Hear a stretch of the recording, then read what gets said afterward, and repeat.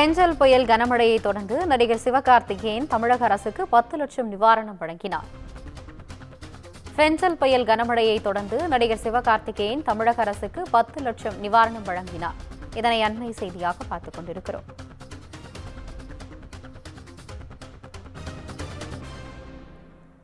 பெஞ்சல் புயல் கனமழையை தொடர்ந்து நடிகர் சிவகார்த்திகேயன் தமிழக அரசுக்கு 10 லட்சம் நிவாரணம் வழங்கினார்.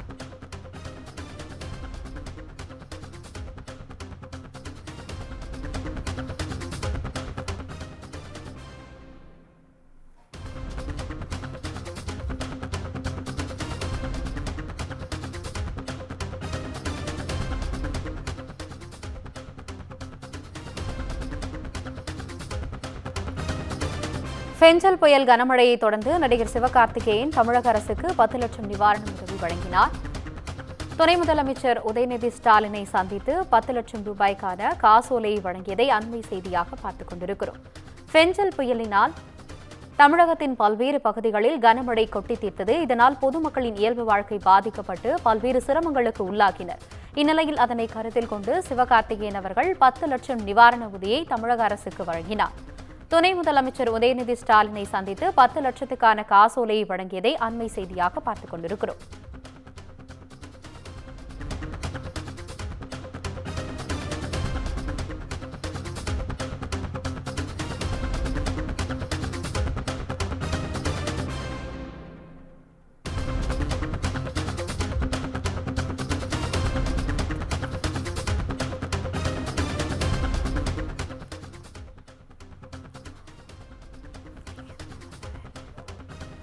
பெஞ்சல் புயல் கனமழையை தொடர்ந்து நடிகர் சிவகார்த்திகேயன் தமிழக அரசுக்கு 10 லட்சம் நிவாரணம் வழங்கினார். இதுகுறித்து கூடுதல் விவரங்களுடன் இணைகிறார் செய்தியாளர் தாமரைக்கனி. வணக்கம் தாமரைக்கனி, விவரங்களை சொல்லுங்க.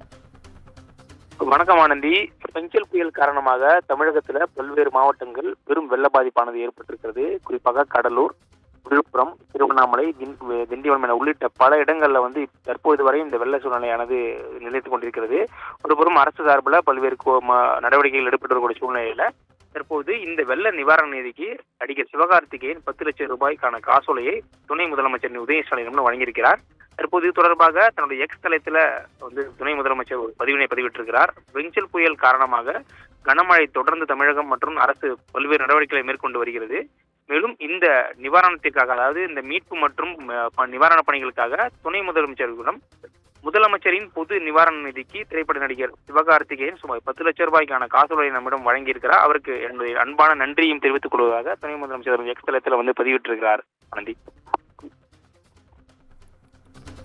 விவரங்களுக்கு நன்றி தாமரைக்கன்.